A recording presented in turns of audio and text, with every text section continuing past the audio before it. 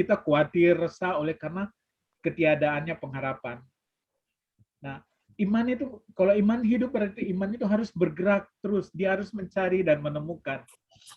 Dan ini yang merupakan hal yang pertama yang saya temukan di dalam nyanyian Ziarah ini. Hal yang kedua, iman yang hidup itu iman yang membawa kita sampai pada kesimpulan akhir bahwa Allah itu adalah sumber segala-galanya. Allah yang menciptakan langit bumi adalah sumber dari segala-galanya. Itu dari ayat yang kedua dikatakan, pertolonganku ialah dari Tuhan yang menjadikan langit dan bumi.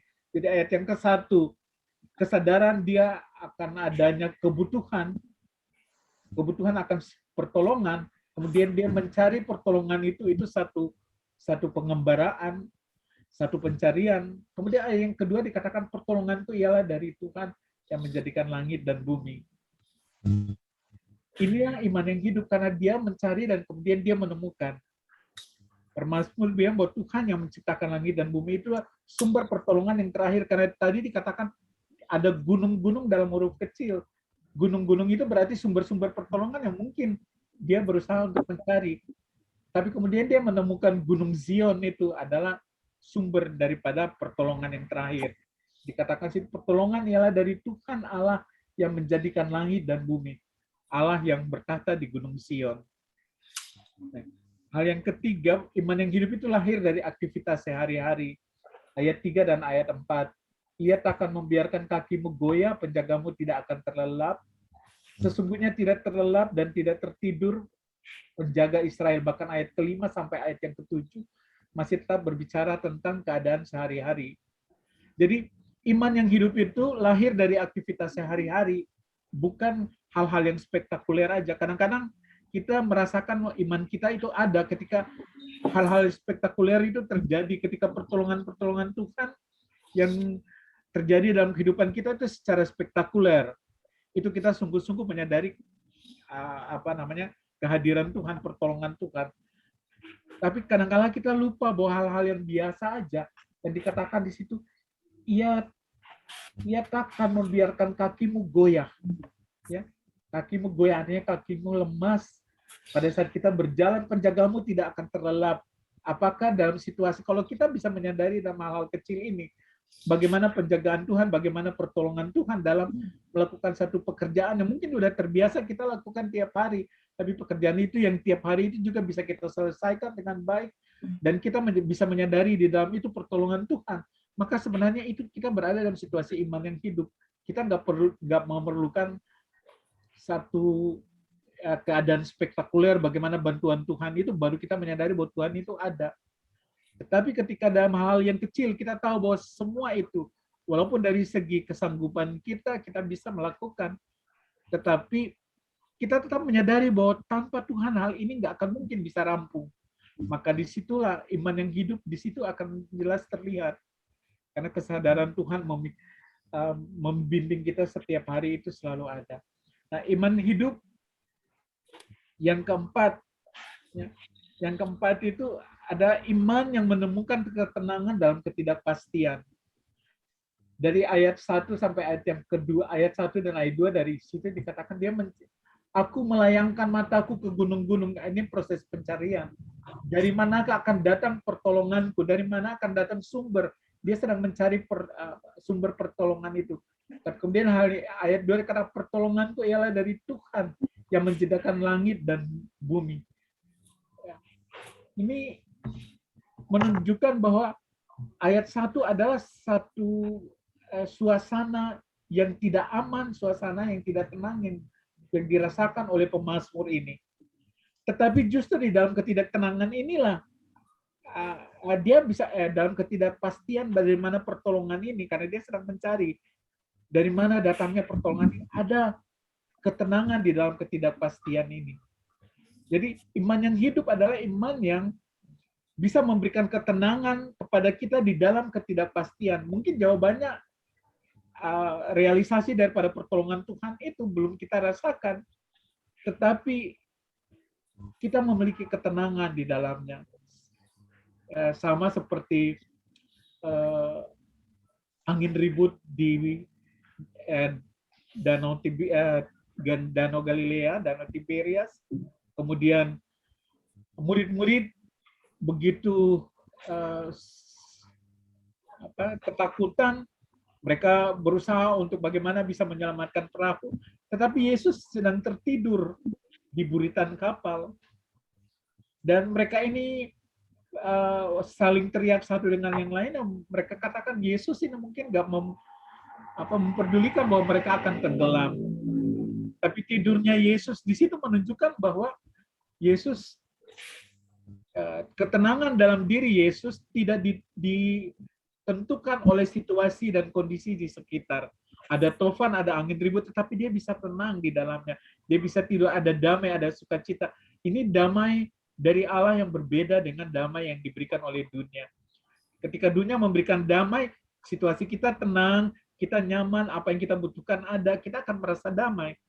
Tapi justru pada saat kita mulai merasakan ada sesuatu yang kurang, ada masalah, ada segalanya, damai yang ada itu tiba-tiba hilang. Beda dengan damai dari Allah, damai di dalam Yesus, di mana situasi yang taufan itu murid-murid kacau balau karena mereka kehilangan kedamaian, tetapi Yesus tetap tertidur dengan damai. Nah, ini iman yang hidup adalah iman yang menemukan ketenangan di dalam ketidakpastian, baik itu yang menyangkut situasi dan kondisi yang kita hadapi di tengah-tengah dunia.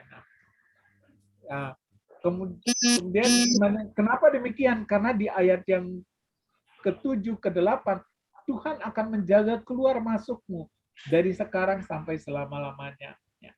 Berarti ketenangan itu dalam ketidakpastian itu bisa terjadi karena kita percaya kepada ayat yang ke-8 ini. Tuhan akan menjaga, ini janji Tuhan. Tuhan akan menjaga keluar masukmu. Ini sebenarnya bukan janji, tetapi kesaksian karena pengalaman dari pemazmur juga. Tuhan akan menjaga keluar masukmu karena dia udah mengalami hal itu, sehingga itu yang dijaminkan kepada bangsa Israel bahwa dalam nyanyian Siara ini, Tuhan itu akan menjaga keluar masukmu dari sekarang sampai selama-lamanya, berarti tidak berkeputusan. Tuhan bahkan menjaga sampai hal-hal yang paling detail, paling kecil di dalam hidup, seperti tadi, kakimu tidak akan goyah, penjagamu tidak akan terlelap. Tuhanlah penjagamu, Tuhanlah naunganmu. Ini 4 hal yang saya lihat di sini, yang saya temukan di Mazmur 121 ini, tentang bagaimana iman yang hidup yang bisa kita peroleh berdasarkan ini. Nah, kita kembali kepada bahan kita. Di sini adalah pertolongan dari Tuhan. Tuhan adalah sumber pertolongan kita. Ya, bagian B yang kedua, pertolonganku ialah dari Tuhan yang menjadikan langit dan bumi. Pernyataan di bagian B2 ini saja sudah menunjukkan bahwa sumber pertolongan kita adalah Allah yang Maha Kuasa, yang menciptakan yang ada dari yang tidak ada, sehingga dia tuh full power.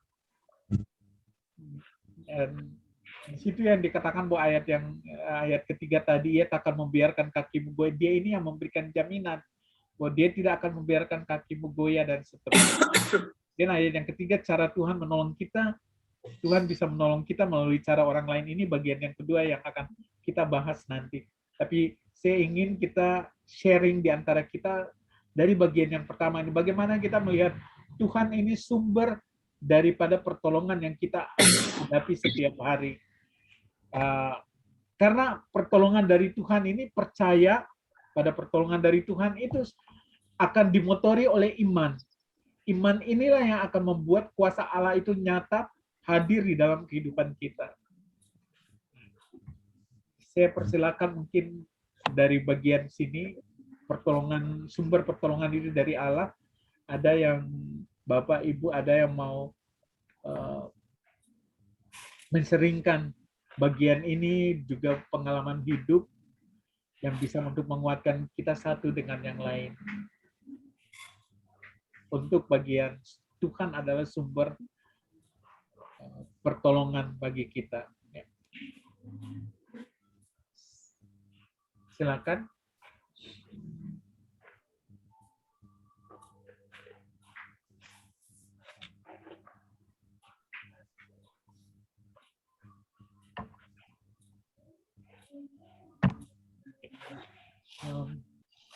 Mungkin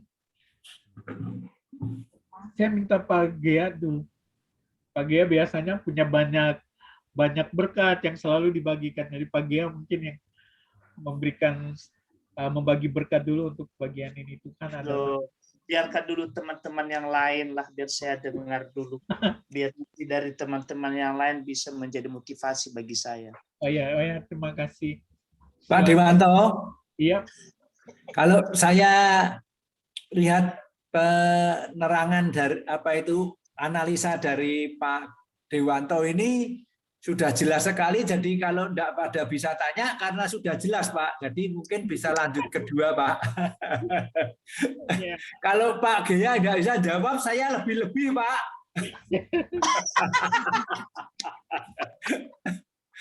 Pak Gea itu kalau diinstruksi biasanya terus nurut perintah gitu, jadi udah yang lain aja ya. Itu seperti saya Pak, ada yang ditanyain lagi sudah. Ya. Kalau disuruh kesaksian tentang itu, jadi mikir dulu Pak. Aduh, yang mana ya yang pertolongan daripada Tuhan. Oke, iya makasih Opa. Kalau gitu kita masuk ke bagian yang kedua. Amin. Ada 3 cara Tuhan. Melani betul gitu ya Bu? Iya. Amin.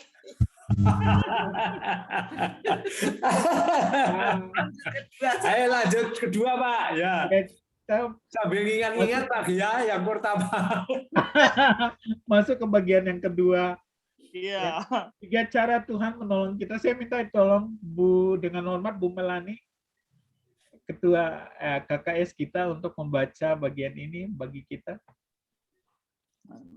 Oh, yang bab kedua ya Pak. 3 cara Tuhan menolong kita. Yang pertama, Tuhan bisa menolong kita melalui tangan orang lain. Itu ada di Keluaran 3 ayat 21 sampai 22. Ayatnya, dan aku akan membuat orang Mesir bermurah hati terhadap bangsa ini. Sehingga apabila kamu pergi, kamu tidak pergi dengan tangan hampa. Tetapi tiap-tiap perempuan harus meminta dari tetangganya dan dari perempuan yang tinggal di rumahnya barang-barang perak dan emas dan kain-kain yang akan kamu kenakan kepada anak-anakmu lelaki dan perempuan. Demikianlah kamu akan merampasi orang Mesir itu. Jadi karena Tuhan bisa menolong kita melalui orang lain, apa yang harus kita lakukan? A. Fokuslah kepada Tuhan dan jangan menaruh harapan pada manusia. Ester 4 ayat 14. Sebab sekalipun engkau pada saat ini berdiam diri saja, bagi orang Yahudi akan timbul juga pertolongan dan kelepasan dari pihak lain. Dan engkau dengan kaum keluargamu akan binasa. Siapa tahu mungkin justru untuk saat yang seperti ini engkau beroleh kedudukan sebagai ratu. Ya, makasih Bu. Yang kedua, silakan, mungkin ada yang mau dibagikan dari situ. Ini atau mau dilanjut dulu ke bagian B-nya? Boleh bagian B sama C? Ya Pak. Ya, silakan. Kedua, hormatilah dan berbuatlah baik kepada semua orang. Karena Anda tidak tahu siapa yang akan dipilih Tuhan untuk menolong Anda. Yang C, ketiga, jangan hanya berharap kepada Tuhan memakai orang untuk menolong Anda. Sediakan juga hidupmu untuk dipakai Tuhan untuk menolong orang lain. Yang kedua, Tuhan bisa menolong kita melalui tangannya secara langsung. Ayatnya ada di Keluaran 16 ayat 4. Lalu berfirmanlah Tuhan kepada Musa, sesungguhnya aku akan menurunkan dari langit hujan roti bagimu. Maka bangsa itu akan keluar dan memungut tiap-tiap hari sebanyak yang perlu untuk sehari, supaya mereka kucoba apakah mereka hidup menurut hukumku atau tidak. Yang ketiga, Tuhan bisa menolong kita melalui tangan kita sendiri. Mazmur 140 ayat 1 dari Daud. Terpujilah Tuhan gunung batuku yang mengajar tanganku untuk bertempur dan jari-jariku untuk berperang. Help for Bob. Tidak berarti kita pasif dan diam, justru kita harus terus berusaha. Rumus untuk mengalami help of God, favor, perkenanan Tuhan, dan usaha. Kejadian 2 ayat 5, belum ada semak apapun di bumi, belum timbul tumbuh-tumbuhan apapun di ladang, sebab Tuhan Allah belum menurunkan hujan ke bumi dan belum ada orang untuk mengusahakan tanah itu. Kita harus menyadari bahwa semuanya adalah pertolongan Tuhan. Iya, terima kasih Bu Melani. Jadi Tuhan ada memakai 3 cara. Tuhan bisa menolong kita melalui tangan orang lain, atau Tuhan bisa menolong kita secara langsung dari tangan Tuhan sendiri, dan juga melalui tangan kita sendiri. Silakan mungkin Bu Melani mau sharingkan sesuatu dari sini. Pengalaman hidup kita pasti tiap-tiap kita pernah mengalami ketiga faktor ini. Bagaimana Tuhan menolong kita dengan cara yang tersendiri. Silakan kalau ada bagian yang mau di-sharingkan. Pengalaman bagaimana Tuhan menolong. Silakan, Bu. Ya. Shalom semuanya. Pertanyaannya, dari manakah sumber pertama dalam hidupmu? Mengapa demikian? Sharingkan. Aplikasinya, setelah mendengarkan firman Tuhan minggu ini, maka sudah mengertikah Anda bahwa pertolongan kita itu datangnya hanya dari Tuhan saja? Jika mengerti, lalu komitmen seperti apakah yang akan Anda lakukan? Tulis dan sharingkan. Ya, saya menjawab pertanyaan. Meskipun itu melalui tangan kita sendiri atau melalui orang lain, tetapi saya percaya itu semua adalah sumber pertolongan kita adalah datangnya dari Tuhan. Itu yang sering saya alami, yang sering saya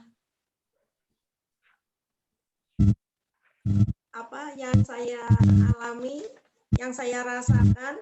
Tuhan itu kalau saya itu yang sering saya rasakan itu Tuhan itu menolong saya itu kebanyakan melalui tangan orang lain, melalui saudara-saudara atau tangan orang lain. Itu yang saya alami. Misalnya seperti kemarin ini anak saya mau pindah sekolah, itu juga saya ditolong karena misalnya keuangan nggak bisa, kalau mendadak itu kan saya nggak bisa, meskipun punya kan, tapi kan kalau di tabungan diambil pasti kena penalti apa-apa, terus meskipun ngambil dari asuransi pun harus ada tenggang waktunya, sedangkan itu kan dadak sekali, cuma waktunya batasnya cuma sekitar 3-5 hari. Akhirnya saya juga ditolong sama saudara saya. Nggak tahu itu saudara saya dari pihak saya sendiri atau dari pihak suami saya. Itu yang saya rasakan terus. Itu yang Tuhan selalu menolong saya melalui tangan orang lain.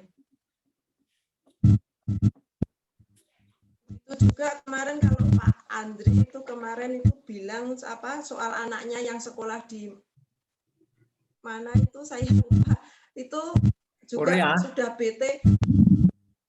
Kenapa Pak? Dari anaknya Korea. Pak Andri, Pak Andri yang ya enggak tahu saya. Ya. Yang sekolah ngambil S2-nya di San Florida ya saya. Ya. Amerika.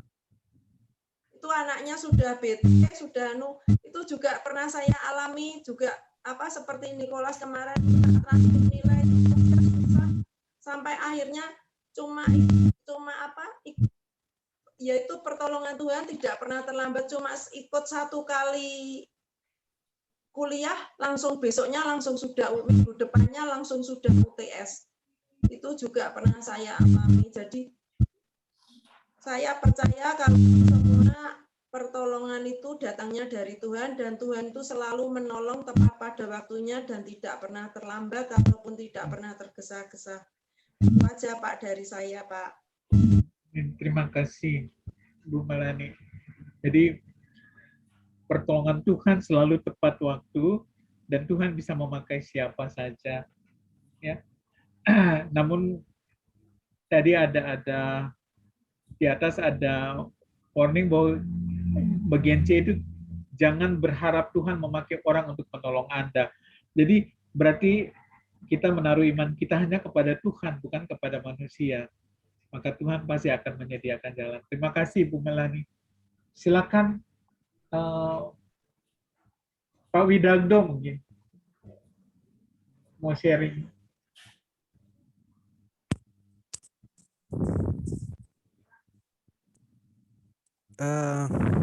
Sharing pertolongan memang kebanyakan ya waktu itu saya juga banyak mengandalkan orang. Nah itu yang sangat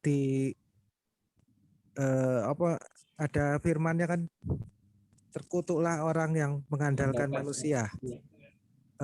Makanya saya di sini belajar bahwa selalu harus mengandalkan Tuhan, seperti pergumulan saya saat ini yang saudara semua tahu.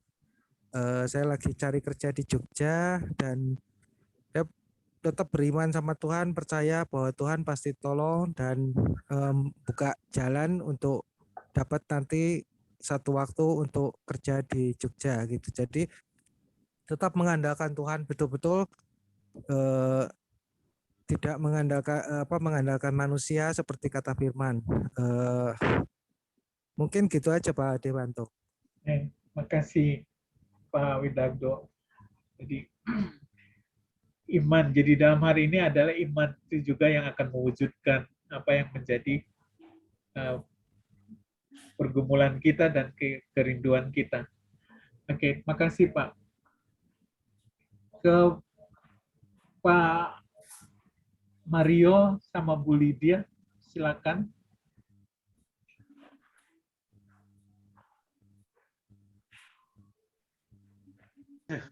Salam semuanya.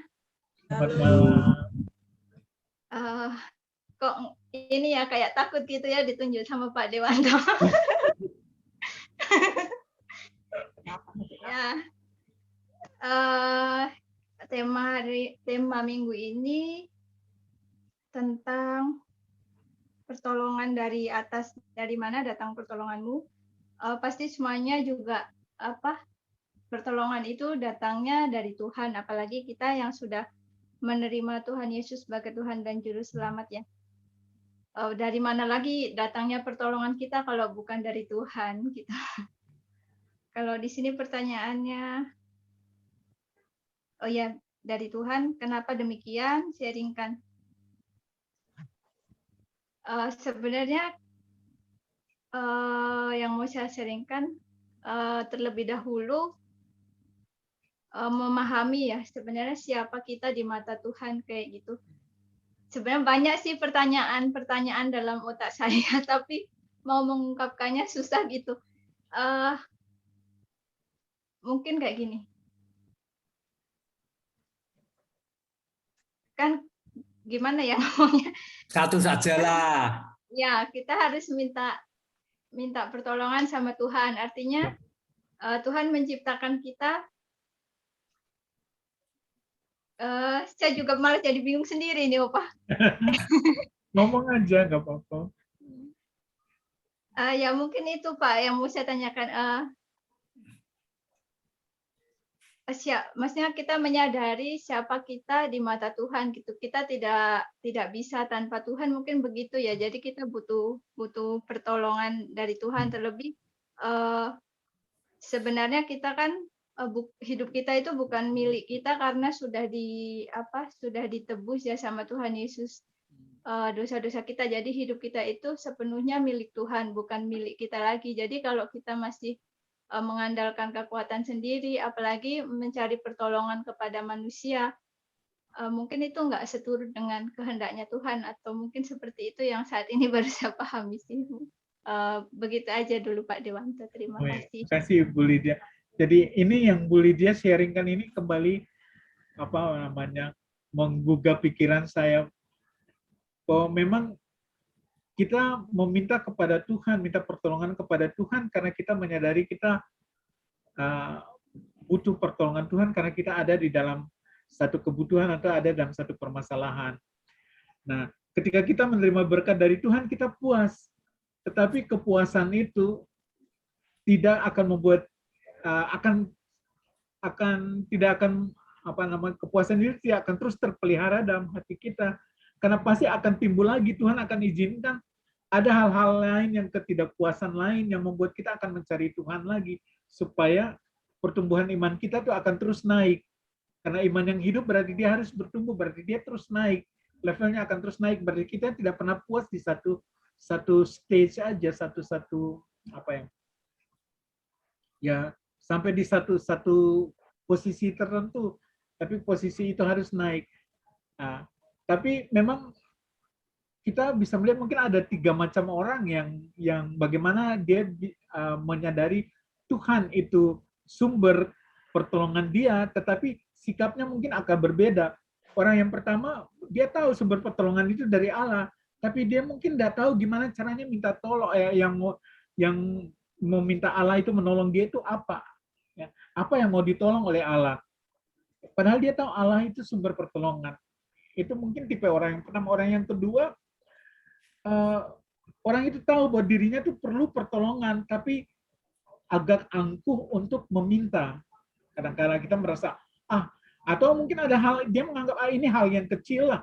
Masa mau minta hal yang kecil, masa saya mau jalan, mau beli sesuatu yang duitnya udah ada, tokonya udah ada, masa mau minta pertolongan Tuhan untuk bisa membelikan barang ini. Ya, sehingga merasa, waduh ini nggak perlu lah minta pertolongan, sibuk-sibukin Tuhan aja. Atau ada orang yang ketiga yang dia malah nggak sadar bahwa dirinya itu memerlukan pertolongan dari Tuhan. Jadi ada tiga macam orang yang bisa bersikap di dalam hal ini, walaupun mereka menyadari bahwa Allah itu sumber. Seperti yang tadi dibilang, di sharing sama Bu Lydia, bahwa ya karena Allah itu selalu, karena dia menciptakan kita, maka kita tahu bahwa dia itu adalah sumber pertolongan, kita pasti akan datang kepadanya. Tetapi bisa aja 3 sikap ini akan ada dalam setiap orang. Mungkin kita orang percaya kadang-kala hal yang kedua, itu. Mungkin kita masalah ini terlalu kecil ya untuk kita bisa berdoa minta pimpinan Tuhan. Tetapi kalau misalnya kita menyadari bahwa kita ini hanya ciptaan dan Allah itu pencipta, maka tidak ada satu hal yang terlalu kecil yang bisa kita doakan kepada Tuhan. Karena segala hal bisa terjadi. Kalau Tuhan tidak memelihara kita, segala hal yang bisa terjadi. Ya. Mungkin dari Pak Mario mungkin ada yang mau sharingkan tambah lagi, silakan. Hal yang berkat. Ya, terima kasih Pak Dewanto untuk waktunya. Ya, shalom semuanya.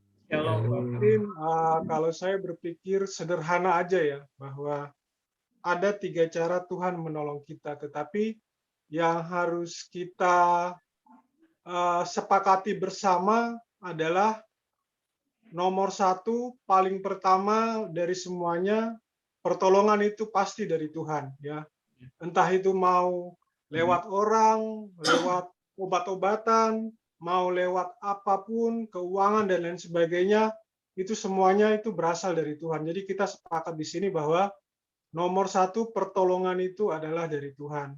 Tetapi pertolongannya bisa langsung, ya. Contoh misalnya seseorang sakit, dia berdoa dan dia langsung mengalami kesembuhan ilahi. Nah, itu pertolongan Tuhan secara langsung. Kalau menurut saya, itu yang pertama. Yang kedua, melalui tangan orang lain. Misalnya melalui dokter, ya, melalui obat-obatan, itu adalah pertolongan Tuhan melalui tangan orang lain. Dan yang ketiga adalah pertolongan Tuhan melalui kita untuk orang lain. Nah, di sini dibutuhkan, kalau yang di sini di dalam bacaannya ini dikatakan, sebentar. Kita harus aktif ya, kita tidak pasif dan diam.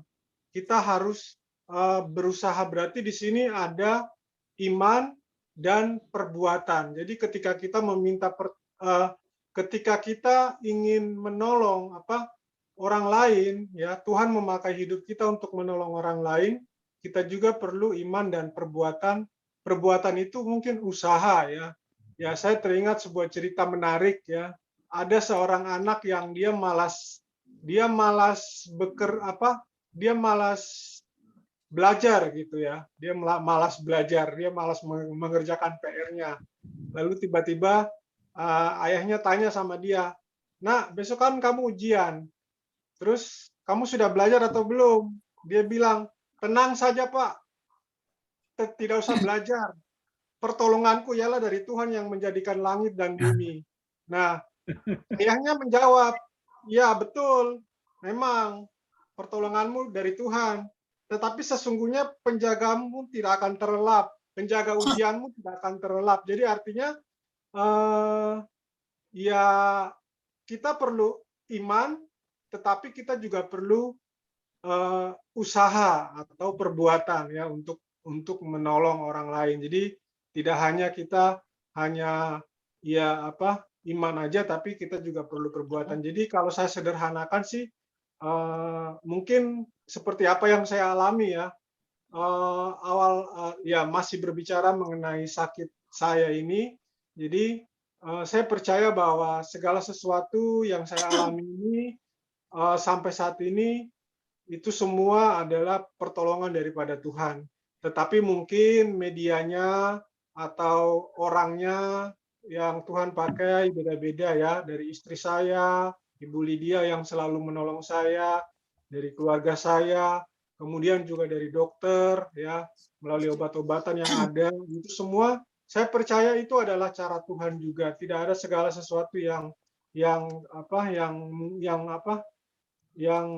mungkin sia-sia seperti itulah. Dan yang ketiga, ketika saya sudah mengalami kesembuhan, disitulah saya punya iman untuk ingin menolong orang lain yang mengalami hal yang sama seperti saya. Jadi, tetapi bukan dengan kekuatan saya sendiri ya, tetapi dengan pertolongan daripada Tuhan. Jadi, inilah 3 cara yang tadi dikatakan di bahan sharing itu. Yang pertama, tentu pertolongan kita sepakat pertolongan kita itu adalah dari Tuhan. Tetapi Tuhan punya berbagai cara ya, melalui orang ya, melalui media, melalui apa saja. Tuhan mau pakai apa saja bisa ya. Tuhan Maha Kuasa itu bisa Dia pakai untuk menolong kita. Tetapi setelah kita ditolong, yang ketiga ini kita yang perlu menjadi saluran untuk orang lain yang mengalami hal yang sama mungkin seperti kita, yang perlu kita tolong. Bukan dengan kekuatan kita sendiri, tetapi dengan kekuatan daripada Tuhan sendiri yang memampukan kita untuk menolong orang lain. Itu yang mungkin saya sederhanakan jawabannya. Terima kasih Pak Dewanto. Terima kasih Pak Mario. Jadi kalau kita diberkati oleh Tuhan, jangan lupa bahwa Tuhan juga menghendaki kita menjadi berkat juga bagi orang lain. Ya, makasih Pak. Silakan Pak Gea sama Bu Gea. Ya, terima kasih. Ya, shalom Bapak Ibu ya. Shalom. Terima kasih Pak Dewanto telah memberikan waktu kepada kami ya. Jadi memang saya sharing malam ini sesuai dengan bahan sharing dan pengalaman pribadi saya dengan Tuhan. Ya, dengan judul perikopnya pertolongan dari atas. Sesudah itu di bawah baru disampaikan, dari mana datang pertolonganmu? Iyo, pertolongan dari atas dong. Siapa itu? Tuhan. Kan begitu. Di situ udah ada jawabannya. Ya sudah jelas, sudah di situ ada pertanyaannya, di situ ada jawabannya. Pertolongan dari atas. Sudah. Pertanyaannya, dari mana datang pertolonganmu? Jawabannya, pertolongan dari atas. Ya. Jadi kita percaya bahwa kita orang Kristen ya, bahkan yang bukan dari orang Kristen juga, dia percaya kepada Tuhan di atas. Ya, dia percaya ya. Jadi yang perlu kita sharingkan pada malam hari ini, kira-kira apalah pertolongan Tuhan yang kita alami di dalam kehidupan kita. Ya, banyak. Walaupun secara Tuhan langsung dia menolong kita, atau dengan secara tangan orang lain menolong kita secara kedokteran, secara ekonomi, banyak macam hal, ya.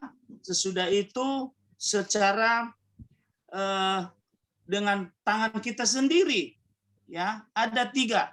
Ya, jadi kita percaya dulu bahwa pertolongan dari atas itu adalah dari Tuhan. Kita belajar ya kepada orang Israel, ya, kepada orang Israel yang melewati padang gurun. Ya, sungguh luar biasa pertolongan Tuhan kepada orang Israel. Karena melewati padang gurun itu sungguh mempunyai cuaca yang ekstrim. Ya, kalau malam hari dia sangat dingin terus, dingin sekali. Tapi kalau pada siang hari dia mengalami panas terik matahari. Ya, bahkan kulit kita bisa terbakar. Tapi itulah Tuhan kita yang telah berjanji kepada umatnya orang Israel. Dia menolong, ya, pada malam hari dia memberikan tiang api. Ya, pada siang hari Tuhan memberikan tiang awan. Ya, bukannya setia sekali orang Israel itu dalam perjalanan mereka sampai ke tanah perjanjian. Kalau kita baca perjalanan orang Israel itu sampai ke tanah perjanjian itu, mereka juga ada sebagian yang membangun patung melalui emas. Ya, tapi itu luar biasa, Tuhan itu ya sungguh setia dia. Ya, dia menolong, bahkan burung roti-roti dari langit bisa turun, ya, untuk untuk memenuhi kebutuhan orang-orang Israel pada saat itu. Tapi kalau akhir ceritanya orang Israel ini yang benar-benar yang setia dan taat itu hanya 2 orang, Kaleb dan Yosua. Ya, itulah ceritanya orang Israel ini. Jadi maksud kita gimana cara Tuhan itu menolong kita? Ada 3 versi, ada 3 pertolongan Tuhan, ada 3 dimensi. Kata Pak Jonathan, adalah itu melalui sahabat Tuhan adalah sumber pertolongan. Sebentar saya baca ya. Cara Tuhan menolong kita, 1, ya, yang dibilang Pak siapa tadi ini? Pak siapa yang Pak siapa? Agung. Pak Agung. Pak Agung. Ini yang baru sharing tadi Pak Mario. Ini nggak saya lupa Pak Mario jadinya ini loh. Ini loh. Bu Gia, jangan terlalu mentertawakan dong, nanti kalau ada orang yang sakit hati. Bisa lupa nama Pak Mario. Ya, enggak, karena rambutnya baru, jadi Pak Gia Bangling. Melalui tangan orang lain, ya.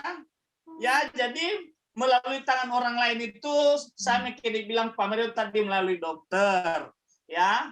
Dan saya bersaksi bahwa pertolongan Tuhan di dalam kehidupan kami sudah nyata, bahkan kami sudah mengalaminya, ya. Ya, waktu kami membangun usaha ini, Opa Oma dan teman-teman, ibaratnya kami tidak punya uang sama sekali, cuma 8 juta, ya.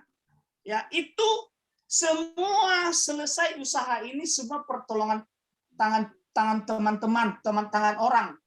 Kalau bukan Tuhan yang menggerakkan, siapa lagi? Ya, dari pintu PS, neon box, semua, ya. Tuhan menolong kami melalui tangan orang lain. Kita mengalami, ya. Jadi itulah. Jadi sama seperti dibilang Pak Mario tadi, melalui tangan orang lain, melalui dokter boleh, ya, bisa, ya. Itulah saya nomor 1-nya. Sesudah itu, keduanya, Tuhan bisa menolong kita melalui tangan secara langsung, ya. Tuhan menolong kita secara langsung. Kalau secara pribadi kami juga mengalaminya, ya, di dalam kehidupan kami. ya.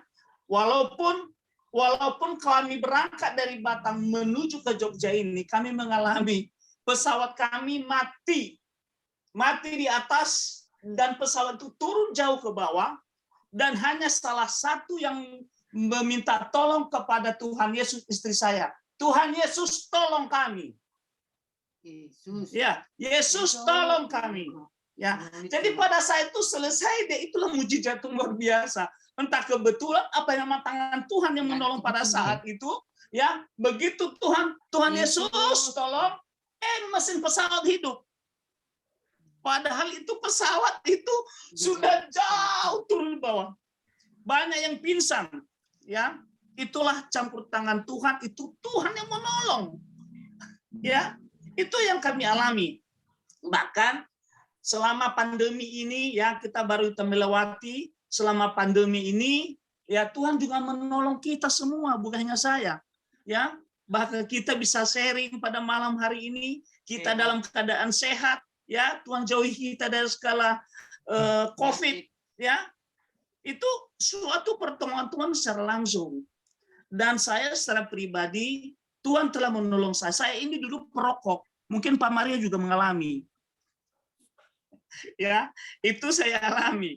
Ya, jadi saya ini dulu perokok. Kurasa dalam satu hari itu, dalam satu hari itu, kurasa 2 bungkus ada rokok saya.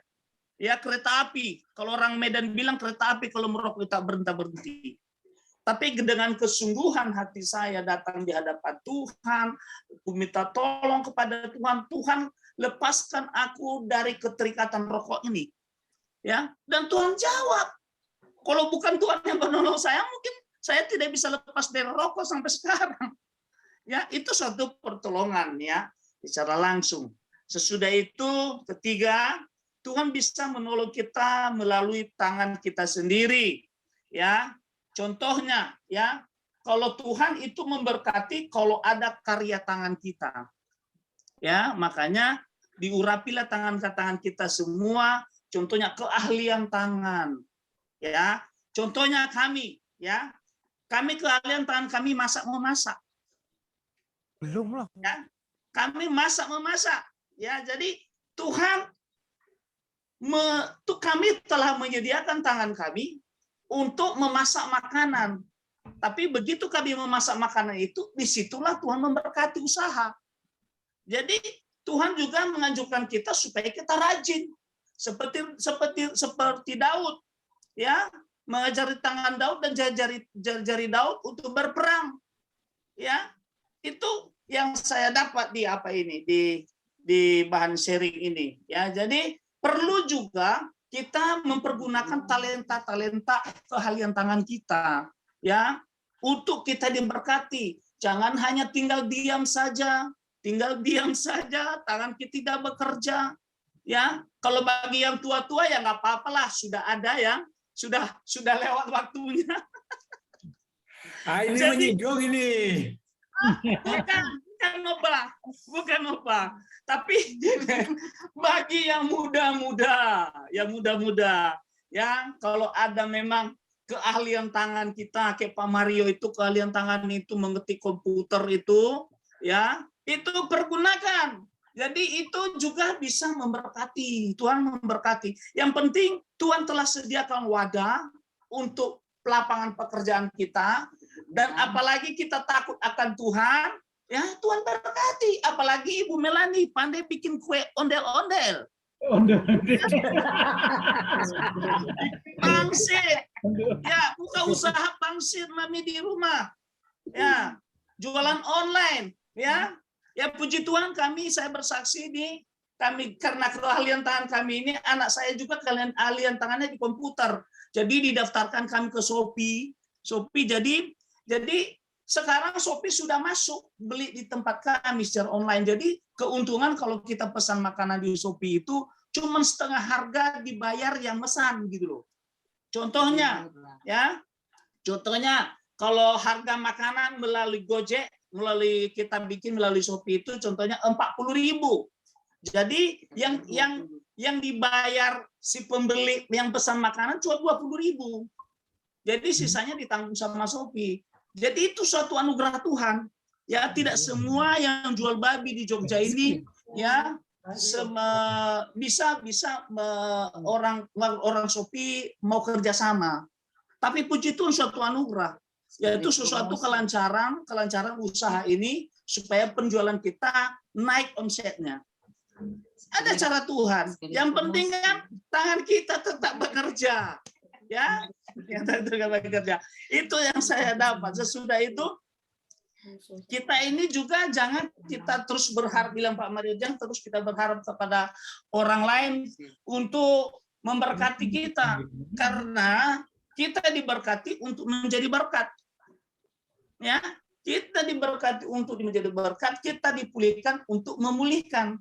Ya, jadi kami juga mengalaminya itu ya di dalam kehidupan kami.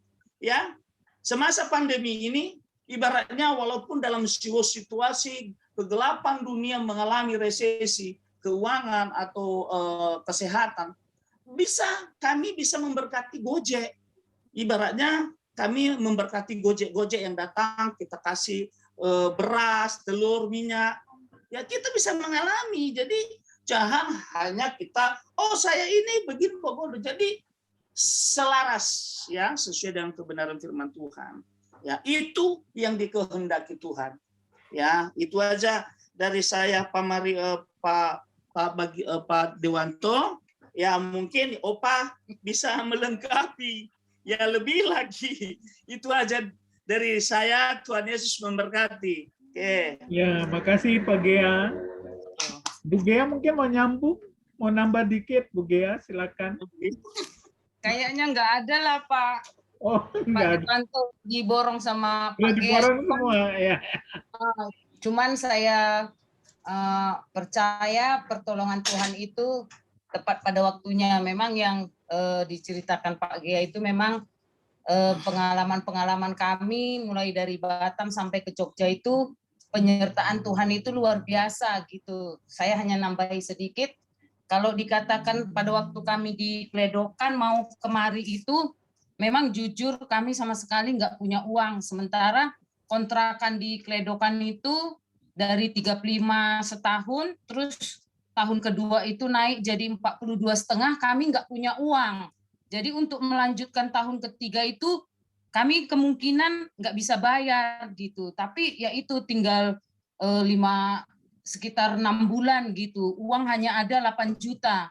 Kalau untuk nutup 42,5 juta, ya bagi kami itu nggak nutup gitu. Tapi ya itu puji Tuhan, pertolongan Tuhan itu tepat waktunya kami dipertemukan dengan tanah ini gitu. Dengan tanah ini seperti yang Pak Gea bilang juga itu karena orang gitu. Memang ada suara gitu, suara dari keluarga gini kan, kok lama kali buka panggang gitu. Soalnya di Jogja panggang itu nggak ada yang enak, tante gitu. Bukalah.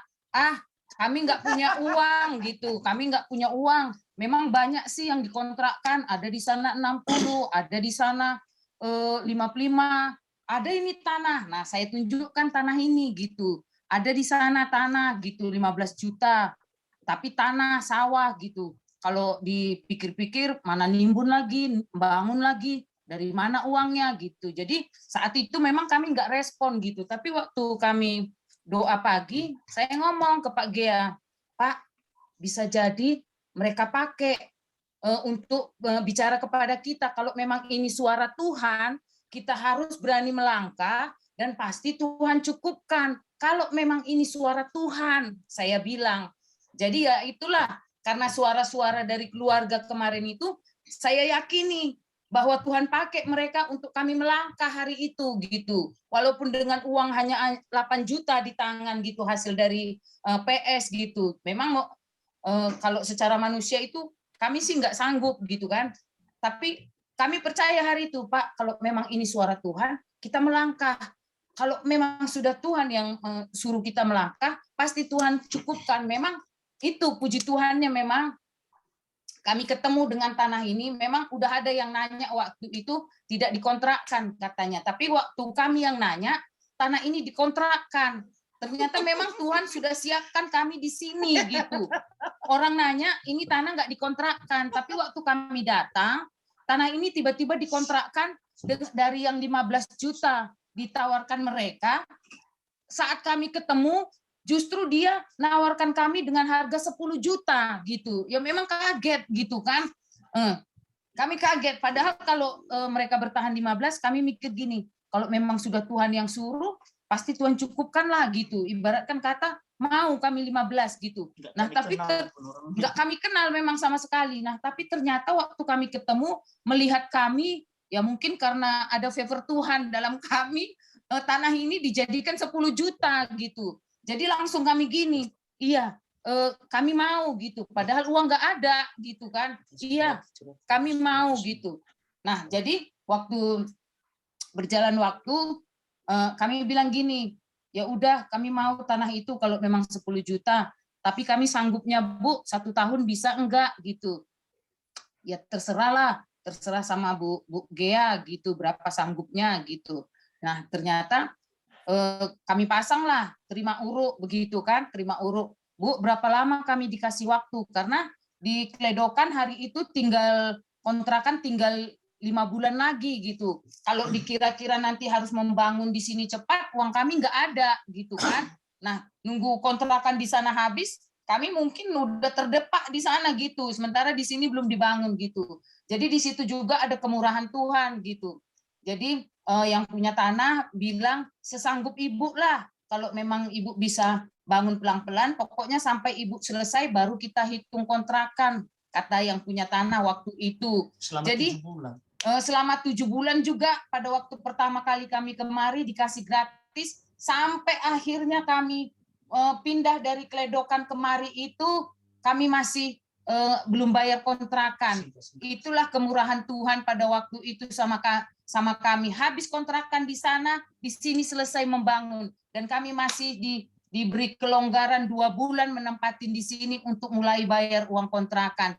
Jadi menurut saya itu memang pertolongan Tuhan itu tepat waktunya bagi kami saat kami nggak kenal situasi Jogja seperti apa. Walaupun saat itu kayak dibilang Pak Gea, pintu PS itu nggak bisa lagi kami membeli daun pintu untuk menutup pintu itu.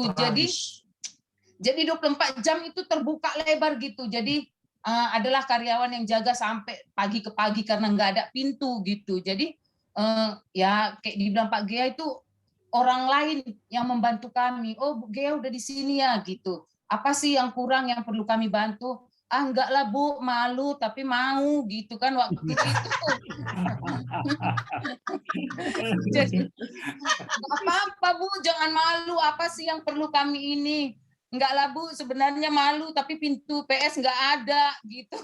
Jadi memang puji Tuhan, Tuhan kirim, mereka amplopkan supaya kami beli pintu. Itulah kesaksian dari kami bagaimana pertolongan Tuhan itu mulai dari Batam sampai hari ini. Tuhan itu tidak pernah meninggalkan kami. Ya kadang ya kaminya pribadi aja yang kadang ya malas beribadah, malas pelayanan. Padahal Tuhan bilang fokus, jangan melayangkan pandangan itu ke gunung-gunung, layangkan pandanganmu ke atas, karena pertolongan itu dari Tuhan. Kalau kita tidak beribadah, kalau kita tidak pelayanan, pertolongan itu dari mana? Karena terkutuk orang yang mengandalkan kekuatan sendiri, mengandalkan manusia, diberkati orang yang mengandalkan Tuhan. Hah? Terima kasih Pak Dewanto, Oma Opa, Tuhan Yesus memberkati. Saya tambahin sedikit ya. Jadi kesaksian ini rumah makan ini luar biasa, Bapak ya, Bapak Ibu ya. Jadi kami terharulah pertolongan Tuhan itu sungguh luar biasa. Bahkan kami di tempat ini sudah sampai ada 11 tahun kami di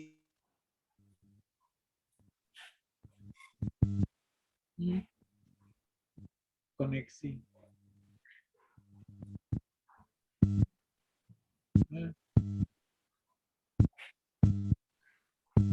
Koneksinya ini. Iya, koneksinya.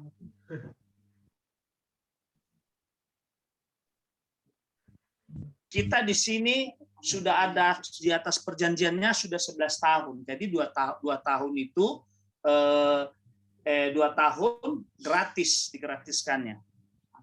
Ya, itu ajalah luar biasa pertolongan Tuhan itu di dalam kehidupan kami. Kami mengalaminya.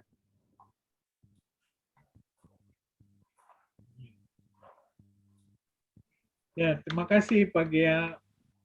Itu sangat menguatkan, juga menginspirasi yang lain. Ya, sekarang untuk mengulas semuanya mungkin kita buat Opa, Oma silakan. Ya, dari saya tidak ada karena saya sudah merasa luar biasa. Ya, dari Pak Dewanto tadi yang menguraikan yang Romawi 1 kita jadi malah terperangah semua, ditanyain tidak ada yang bisa jawab ya. Terus Ibu Melani di Romawi kedua semua bisa menjawab panjang ya, luar biasa. Baik yang dari tangan orang lain, baik yang dari tangan Tuhan maupun yang dari tangan sendiri dan sebagainya. Jadi saya percayalah, mari kita yakini pertolongan Tuhan itu selalu ajaib. Ya, baik kita sadari maupun kita tidak sadari, baik kita mintanya dengan berdoa, menangis atau dengan menantang, ya. Betul enggak? Kita kadang-kadang nantang Tuhan toh. Ya. Enggak terasa, saya kalau tidak diginiin Tuhan saya begitu. Wah, ya, kan saya mau kesaksian yang itu tapi kan malu saya ya. Jadi enggak usah kesaksian lah. Ya. Udah opa-opa kok malah nantang Tuhan gitu ya. Enggak lah, Tuhan kita itu mengasihi sekali sama kita. Amin. Ya, ayo kita malah mari kita beriman kepada Dia. Saya ingin membaca saja karena disebut banyak oleh Pak Dewanto juga semua memperkatakan tentang iman itu sorry.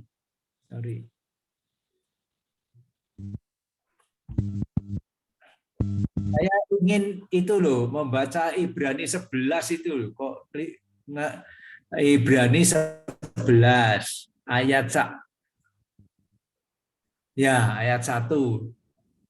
Iman adalah dasar dari segala sesuatu yang kita harapkan dan bukti dari segala sesuatu yang tidak kita lihat. Kita kalau ketemu seperti ini, kalau iman kita sedang kuat, oke. Ya. Tapi kalau iman kita sedang tidak kuat, sedang lemah, ya itu tadi nantang nama Tuhan. Tuhan, kalau keberatan saya ini tidak segera Tuhan selesaikan, saya tidak ke gereja. Misalnya ya. Kalau waktu itu saya bukan begitu, tapi begini saudara. Saya mau tidak mau jadi kesaksian. Boleh 5 menit ya Bu? Silakan, Pak Dewanto 5 menit boleh ya? Silakan. Saya berada di Muara Karang, di Pluit. Ya, saya mau dibantu kerja sama itu bosnya di Pluit Timur itu, tapi tidak jadi, dititipkan. Sementara dititipkan itu sudah gajinya kecil, ya, tidak ada fasilitas kendaraan. Saya naik omprengan, terus kemudian naik omprengan lagi, terus ganti ojek. Ya, ojeknya ojek sepeda, saudara. Ya, ojek sepeda. Nah, kalau namanya sepeda ya biasanya yang diboncengkan kan bukan insinyur ya, yang diboncengkan kan bukan insinyur. Ya, saya jelek-jelek segini ya ada ijazahnya itu. Saudara di Pluit Timur itu, saya padahal ibadahnya di Muara Karang. Itu naik sepeda itu, saudara, aromanya Bapak Ibu saudara belum pernah naik ojek sepeda ya. Udah. Itu wah, kalau Pak Dewanto mengangguk-angguk terima kasih. Baunya itu istri saya tidak tahu tapi dia ketawa-ketawa ini saudara. Kalau saya sampai bau tidak tahan itu luar biasa. Tapi sudah saya tahankan ya. Nah, karena harus menghabiskan sebulan loh saudara untuk perpindahan itu kan menunggu sebulan itu. Ya. Nah, itu beberapa hari itu harus begitu terus naik omprengan, naik call itu ya 2 kali, terus kemudian naik ojek sepeda itu yang aromanya waduhai itu ya. Terus bukan hanya itu saudara, ojeknya ini naik sepeda cepet toh, supaya nanti dia bisa lagi karena ini waktunya ngangkutin orang toh, cepet-cepet gitu. Nah di situ tuh kan banyak kendaraan-kendaraan yang trailer isinya hanya besi itu saudara, ada baknya tapi plat besi gitu ya, sama ya tebel besar gitu. Dia itu beloin gitu terus dia nginggatin gitu. Kalau saya ngantuk-ngantukan saya nabrak besinya itu. Saya ngomong sama Tuhan, Tuhan, kalau habis bulan ini saya tidak ada perubahan, saya pulang ke Jogja. Saya dibilang gitu sama Tuhan. Saya nantang sama Tuhan. Tuhan, kalau bulan ini saya tidak ada perubahan, pulang ke Jogja saya. Bukan masalah takut, masalah nyawanya. Saudara, saya bergereja di Muara Karang. Itu kalau di Pluit Timur itu kalau hujan, itu karena baru pembangunan perumahan, jalanan penuh tanah liat, penuh tanah liat, licin. Ya, toh. Saya kalau mau nyari ojeknya itu harus jalan-jalan. Kalau ada mobil, sepatu sama celana panjang saya kena tanah liat itu, saudara. Tapi itu tidak apa-apa, ya. Saya tidak takut sama itu. Yang saya takutkan apa? Kalau teman segereja naik mobil terus nanti bilang, Pak Bagiono, ayo ikut saya saja. Wah, itu hati saya tidak kuat, saudara. Ya, saya pulang ke Jogja sajalah. Bapak saya punya mobil, ya, terus dan sebagainya gitu. Saya marah sama Tuhan. Tuhan, saat di akhir bulan ini saya tidak ada perubahan, saya pulang. Saya langsung pulang. Istri sama sudah punya anak ya. Sudah punya anak 1. Dia pulang ke Jogja. Dia bilang gitu. Tapi Tuhan itu ya baik. Bukan Tuhan takut sama saya, Tuhan kasihan sama saya, saudara ya. Nah itu. Waduh, saya sampai nangis kalau saya ingat sekarang, saudara. Loh, saya kok tidak menantang. Itu segera dibalik, saudara. Gajinya besar, sikutannya, proyeknya resmi, kemudian dapat mobil. Saudara, coba. Saya kalau ingat itu saya mau nangis di hadapan Tuhan. Tuhan, kok Tuhan tidak memarah sama saya tapi mengampuni saya dan melaksanakan tantangan saya. Jadi Bapak Ibu Saudara, ayo kita melayani Tuhan. Ayo kita komsel. Karena itu kehendak Tuhan lewat gereja kita, lewat pendeta kita, rema gereja kita. Ya, jadi mari lakukan itu. Ya, kalau ada yang menghambat kita, enggak apa-apa. Tapi jangan di zona nyaman. Ayo segera tinggalkan zona nyaman. Tuhan menjanjikan yang lebih luar biasa. Yang belum ada kita tahu Tuhan sediakan. Ya, ingat itu. Kalau saudara merasa itu omongannya Pak Bagiono betul apa tidak, saudara nantang Tuhan sendiri aja deh. Ya, silahkan nantang Tuhan sendiri aja loh. Benar ya? Karena saya itu saksi hidup. Jadi saudara kan saya tidak tahu kesulitannya atau masalahnya atau problemnya apa. Nah itu minta sama Tuhan. Tapi kalau nantang-nantang atau minta-minta jangan terus-terusan ya. Saya sebagai orang tua kalau ditantang anak saya beresin. Tapi kalau berulang-ulang nantang saya marah, saudara ya. Tapi kalau Tuhan tidak marah. Cuman ya Tuhan bilang lah nanti imanmu nggak tertumbuh gitu. Ya. Jadi Bapak Ibu Saudara sekalian, terima kasih sekali. Bu Melani, ayo Bu. Sekarang ditutup Bu. Saya sudah cukup. Nanti disuruh lagi sama Pak Dewanto. Ya, makasih Opa. Silakan Bu Melani di take over. Wah. Oma. Oh, Oma.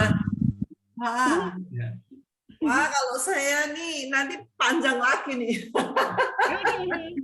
Dikit aja.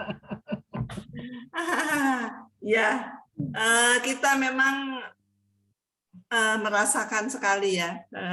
Tuhan itu baik. Pertolongannya itu luar biasa buat kami ya. Saya itu kalau ingat-ingat dulu sewaktu saya masih muda, waktu saya ketemu sama Pak Bagiono itu ya. Wah ini jangan menyinggung loh ya. Satu tanda tanya besar Bapak Ibu ya. Karena saya dapat seseorang yang seorang suami, tapi dari dia lahir sampai dia selesai sekolah itu sama mamahnya terus. Hidupnya itu enggak berani pisah dengan orang tua. Ya, jadi maunya terus kumpul sama orang tuanya. Tapi ketika saya menikah, saya bilang, saya nggak mau lagi seperti ini. Kamu terus kumpul, terus mandiri, bersama terus sama orang tua. Tapi saya kepingin mandiri gitu. Mandiri gimana? Di sini sudah enak, rumah ada, mobil ada gitu ya di Jogja. Kita tinggal masuk rumah aja sudah ada apa-apa semua. Enggak, aku kepingin kita berjuang. Saya minta pergi ke Jakarta. Saya berani, kamu berani saya bilang. Ayo, pokoknya kita harus berani pergi ke Jakarta. Meskipun Jakarta tuh waktu itu, waduh, saya rasanya itu kota yang besar sekali, yang kita enggak tahu kemana-mana, enggak punya saudara di sana gitu ya. Tapi saya, pokoknya kamu harus lepas dari orang tua, mandiri gitu. Terus mertua saya tuh bilang gini, ya udah, biar itu aja, suamimu aja yang berangkat ke Jakarta, kamu di sini saja bersama dengan orang tuanya suami saya, mertua. Saya bilang nggak mau, saya pokoknya ngikut. Di sana nggak ada rumah loh, nggak apa-apa. Saya jadi begitu menikah itu malamnya ya menikah sehari, saya berangkat ke Jakarta itu cuma bawa satu koper, terus kita nggak masuk di satu rumah yang bagus atau kamar yang bagus, saya cuma masuk di rumah kos, Bapak Ibu. Ya, rumah kos itu cuma satu petak kecil. Itu betul-betul wah menderita sekali, ini menikah kok malah menderita gitu ya. Tapi saya bertekad pasti Tuhan tolong. Di mana saya berada pasti Tuhan tolong. Betul Bapak Ibu. Jadi Jakarta itu tempat saya mengadu keberuntungan. Ya. Tapi Tuhan itu baik, selalu mengatur kehidupan kami sehingga hidup kami ini kayak dituntun gitu ya, dituntun dari kita nggak punya apa-apa sampai kita itu punya apa-apa ya, sampai punya apa-apa itu luar biasa. Kalau mengingat seperti itu, betul-betul itu pertolongan Tuhan yang luar biasa ya. Saya sungguh-sungguh bangga punya Tuhan. Dari nggak punya apa-apa sampai kita tuh punya rumah 3 ya di sana. Sampai punya rumah 3 kita. Tapi perjalanan itu Tuhan itu atur, diberikan kekuatan, diberikan segala sesuatunya itu dimudahkan seperti itu ya. Tapi ya memang di tengah-tengah itu seperti ada kemarahan dari Pak Bagiono dalam menghadapi keadaan yang seperti itu. Lagi punya anak kecil, butuh biaya, butuh tempat tinggal, tapi Tuhan itu selalu sediakan tepat pada waktunya. Kita nggak sampai kita itu ya pernah kita pernah kontrak rumah tapi diusir ya. Oh iya. Kita dikeluarin barang-barangnya karena belum bisa pindah ya, kita itu barang-barangnya pokoknya hari ini harus keluar, sampai barang saya itu dikeluarin di pinggir-pinggir jalan itu ya. Tapi puji Tuhan nggak apa-apa. Saya sudah ngomong tadi, ini mesti membuat malu nih ya.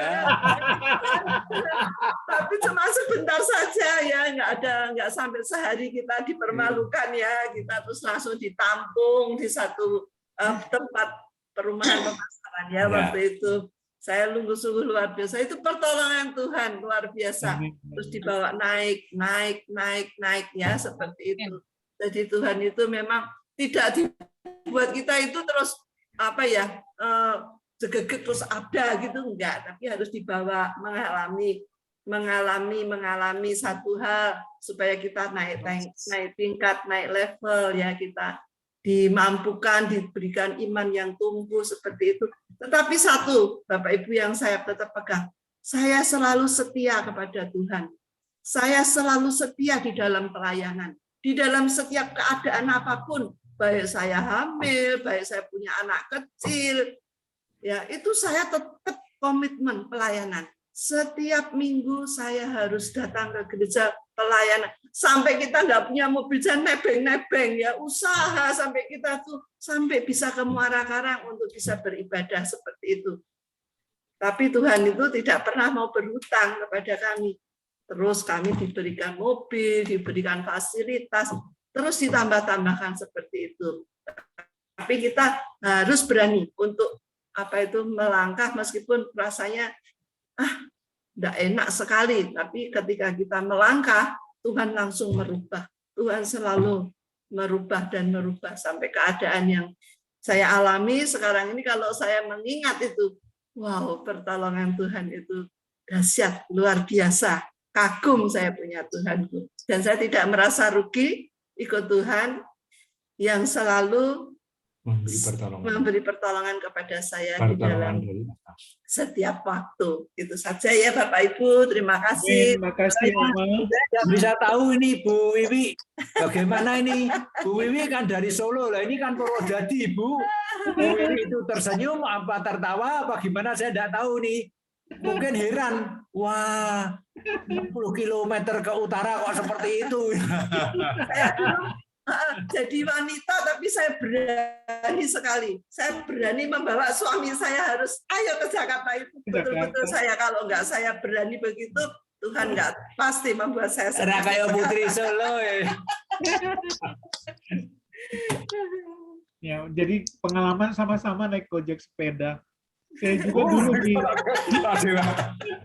Jangan dulu tinggalnya di Priok. Biar saya saja. Jadi Gojek sepeda tuh biasa. Iya. Ya. Kalau mau nambahin Bu Wiwi. Bu Wiwi, kalau mau nambahin. Bu Wiwi. Ya. Ayo jadi Wonder Woman. Ayo. Pertolongan Tuhan apa sedikit. Mereka nih Wonder Woman semua loh. Apalagi nah, maminya siapa dulu dong? Wanita-wanita yang tidak terkalahkan loh kita ini semua. Berkat Tuhan. Pertolongan Tuhan. Mami nunggu Bu Wiwi, saya tambah sedikit ya. Baru disebut Wonder Woman deh. Tadi Pak Mario aja. Cuma sedikit saja. Bu Lydia. Nah, ini kan di penolongnya Pak Gea adalah Bu Gea. Penolongnya Pak Dewata adalah Bu Wiwi. Kalau nggak ada Bu Gea gimana? Pak Gea, ini bukan malam panjang, Pak. Awas yang ada pasangan. Wes tuwek, Pak, nggak sanggup malam panjang.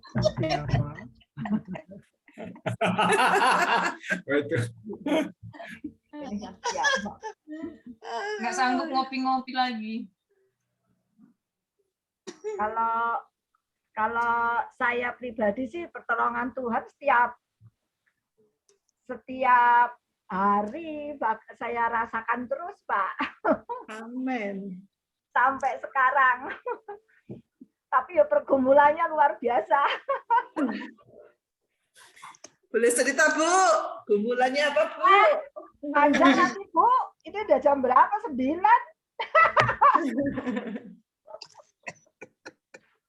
Panjang banget. Nanti udah jam 9 ini udah kemana-mana nanti.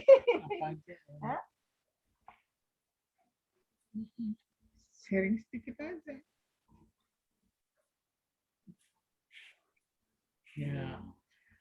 Ya. Satu hal yang saya dapat dari sini semuanya, bagaimana pertolongan Tuhan itu yang kita rasakan, tapi bagaimana kita juga bisa mengucap syukur juga untuk hal-hal yang kecil-kecil dalam hidup kita. Kadang-kala pertolongan Tuhan itu kita rasakan kalau hal lain tadi yang spektakuler gitu, yang besar, tapi kita masih bisa bernafas, ya, kita masih lega, menghirup udara masih lega, itu nggak ada gangguan, nggak batuk, nggak segala, itu juga merupakan pertolongan Tuhan yang mungkin kadang kita lupa karena udah terbiasa dengan hal-hal semacam itu. Terima kasih untuk sharingnya, itu sangat menguatkan semua. Untuk dari Oma tadi yang masalah soal pernah disingkirin barang dan semuanya, itu justru bagi saya itu satu kesaksian yang luar biasa, karena berkat Tuhan kemudian itu berbalik 180 derajat dari Amin. situ. Jadi itu yang kita bisa mengukur bagaimana pertolongan Tuhan dari hal yang terendah dalam kehidupan kita kemudian dengan dibandingkan dengan kehidupan sekarang. Jadi mengucap syukur kalau kita ada dalam situasi-situasi yang seperti begitu. Dari situlah baru kita bisa melihat, oh ya Tuhan kita memang hidup dan Dia memang Allah yang luar biasa. Ya terima kasih untuk berkat-berkat yang dibagiin semua. Ya. Silakan Bu Melani, silakan. Take over, diambil alih. Bu Wiwi, sebetulnya Bu Wiwi tinggal ngomong seperti yang disebutkan Pak suami saya, Mazmur 121 ya 3-8 gitu aja. Ya. Ya. Ya tadi katanya mau nambahin, Bu. Sudah jam 9, Ibu. Nanti next time aja. Berarti besok kalau minggu depan harus yang pertama. Ya apa-apa berhutang tetapi pertama untuk sharing. Next time Mak ya. Ya, kita tunggu. Kita tunggu next time. Paling saya nanti saya kesaksian aja. Oh, sip. Oke. Kesaksian juga memberkati kok. Iya. Ditunggu. Dia tadi katanya mau nambahin. Iya, Oh, Lydia. Oh iya, mari Bu Ya, Lydia. ayo Bu Lydia. Waduh. Cuma nambahnya sedikit aja tentang kita itu diciptakannya dari debu, dari tanah, makanya kita lemah gitu ya. Jadi sudah harusnya karena kita sadar kita dari debu tanah, kita lemah. Kalau tanah itu dalam bahasa Jawa itu lemah ya, itu tanah itu lemah. Kita lemah. Nah, makanya dan kita itu harus melawan iblis sebenarnya. Kita nggak harus melawan iblis kalau kita taat ya. Tetapi karena kita nggak taat, udah jatuh dalam dosa, makanya kita harus berperang. Tetapi kalau kita taat, kita tuh nggak berperang, karena siapa yang bisa melawan kita kalau Tuhan di pihak kita, nggak ada. Kayak gitu. Jadi kalau misalnya kita udah taat tapi kita tetap diserang, ya tetap aja taat kayak Ayub gitu ya. Tetap aja taat, nggak usah tanya macam-macam, tapi tetap taat. Pasti itu adalah ujian ketaatan. Gitu aja sih tambahannya Mami. Terima kasih. Terima kasih Bu Lydia. Ya. Silakan Bu Melani. Bu Wiwi. Mami Melani, itu mohon maaf suaranya nggak terlalu kedengaran jelas. Ya, betul. Iya.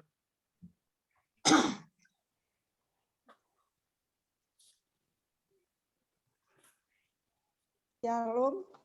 Iya. Sudah dengar ya, Pak? Sudah, Mami, sudah. Iya. Padahal sudah pol ini. Nggak pakai headset ya. Bu Wiwi kesaksiannya ditunggu minggu depan ya Bu Wiwi. Amin. Amin. Ya, catat. Sudah nggak ada yang nambahin lagi. Mari kita tutup. Oh iya, untuk icebreaker-nya kemarin Komsel Efraim sudah mulai. Gimana kalau kita juga mau icebreaker? Iya, biar belajar semua. Icebreaker itu ternyata malah mempersiapkannya malah Nanti Alkitab, baru mikir. Nanti saya tak jiplak Efraim.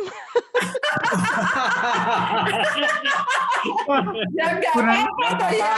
Ya. Jiplak itu untuk membangun. Jiplak yang betul ya enggak apa-apa. kita juga saling menjiplak, ya enggak mungkin kita. Bu Melani diciplak aja karena masih jajaran Pak Bagiono, nggak apa-apa. Kalau nanti tidak jiplak kita, Pak Gia disuruh. Iya. Sama siapa lagi kita belajar kalau nggak sama guru kita? Puji Tuhan. Ya, besok coba mulai minggu depan pakai icebreaker ya. Ya, ada rindu saya ini. Berarti yang mulai icebreaker Bu Melani. Ya. Gitu. Ya, nggak apa-apa, sudah ada contohnya.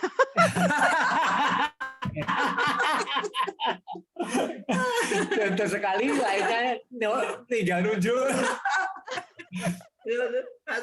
Amin, amin. Tapi pasti seru lah, pasti seru.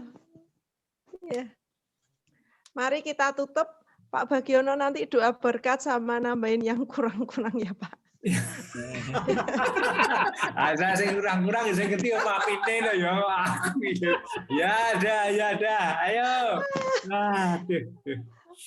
Mari kita sama-sama berdoa. Tuhan, terima kasih Tuhan atas kehadiran-Mu pada malam hari ini. Sehingga kami semua bersukacita dan menerima berkat-berkat rohani yang memenuhi hati kita. Terima kasih Bapa, terima kasih. Sungguh kami mengucap syukur atas perlindungan, atas penjagaan penyertaan-Mu, atas kasih karunia-Mu di sepanjang hidup kami. Di setiap musim hidup kami, Engkau ada bagi kami. Tidak pernah sedetik pun Tuhan Engkau meninggalkan kami. Tetapi Amin. Engkau senantiasa menolong kami, dan pertolongan-Mu tidak pernah terlambat Bapa, tepat pada waktunya Bapa. Kami percaya pertolongan-Mu yang dari atas itu sungguh-sungguh nyata di dalam setiap kehidupan kami. Baik Pak Bagiono, Bu Bagiono, Pak Mario, Bu Lydia, Pak Gea, Bu Gea, Pak Mario, Bu Wiwi, dan Pak Widagdo, dan mereka yang saat ini belum hadir pada komsel pada malam hari ini. Kami juga percaya pertolongan yang dari atas senantiasa menyertai juga Pak Iwan, Bu Joyce maupun Bu Deborah, maupun Bu Linda. Terima kasih Bapak, terima kasih, kami percaya Bapak, Engkaulah Tuhan penolong kami satu-satunya yang kami andalkan di dalam kehidupan kami. Terima kasih Bapak, terima kasih. Engkau sungguh ajaib bagi kami. Hanya di dalam nama Yesus kami bersyukur dan kami sungguh-sungguh merasakan kuasa mujizat-Mu nyata di setiap kehidupan kami. Terima kasih Bapa, terima kasih. Dalam nama Yesus kami sudah berdoa dan mengucap syukur. Haleluya. Mari kita aminkan doa berkat. Diberkatilah kita oleh Tuhan Yesus. Amin. Diberkatilah rumah tangga, keluarga, dan pernikahan kita oleh Tuhan Yesus. Amin.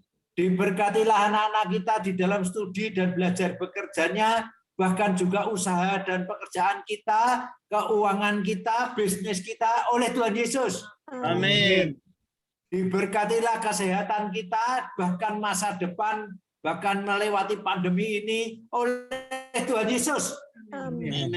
Diberkatilah pertumbuhan rohani kita, pelayanan kita, lebih-lebih pengenalan kita oleh Tuhan Yesus. Amin. Apa yang kita kerjakan bersama dengan Roh Kudus, kita yakin dan percaya pasti dibuat oleh Tuhan berhasil, beruntung, bahkan lebih daripada pemenang. Terima kasih Tuhan. Dan mari kita berpisah.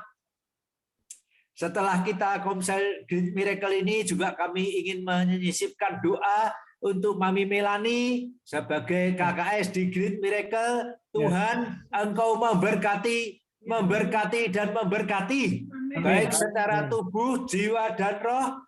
Tuhan, Engkau mengasihi sehingga masa depannya gilang gemilang sungguh-sungguh terjadi. Bersama dengan keluarganya yaitu Yohan dan Nikolas, baik dalam bekerjanya Yohan maupun juga di dalam sekolahnya Nikolas. Tuhan sendiri yang memberkati, Tuhan sendiri yang memberikan pertolongan yang ajaib, yang luar biasa, penuh kasih karunia yang dahsyat dan luar biasa. Terima kasih Tuhan.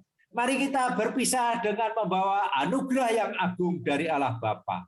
Amin. Cinta kasih yang ajaib dari Tuhan Yesus Kristus. Amin. Persekutuan yang indah dan manis bersama dengan Roh Kudus sekarang sampai selama-lamanya. Yang percaya, mari sama-sama kita katakan Amin. Terima kasih Pak, Bu. Terima kasih. Oh iya, Pak Dewanto nunjuk siapa Pak Dewanto? Oh, Lupa tadi. oh gitu. Yang sharing. Apa ya? Ya, oh yang belum kebagian Pak Gea apa? Pak Gea besok sharing ya Pak Gea. Siap ya. Pak Kawi Dagdo nunjuk siapa Pak? Siapa ya, Bu? Siapa? Udah Pak Mario aja, Bu. Pak Mario. Boleh Pak Banda. Pak Widagdo itu bijaksana, dia nunjuk yang punya gitar. Kalau nunjuk saya pakai panci dong. Oh boleh Pak Mario, sekali-sekali pakai panci juga asik loh. Pakai botol. Oh Pak Gia ya ada gitar ya, kita lupa. Dia sudah. Oh iya Pak Gia sudah. Ya Tuhan sudah, memberkati. besok Pak Mario ya. Terima kasih Pak, Bu, Tuhan memberkati. Ya, Tuhan memberkati. Ayo. Ya. Terima kasih Pak Gia, Bu Gia, Pak. Sehat semua, sehat semua, sehat. Amin. Amin. Tuhan berkati semua. Amin.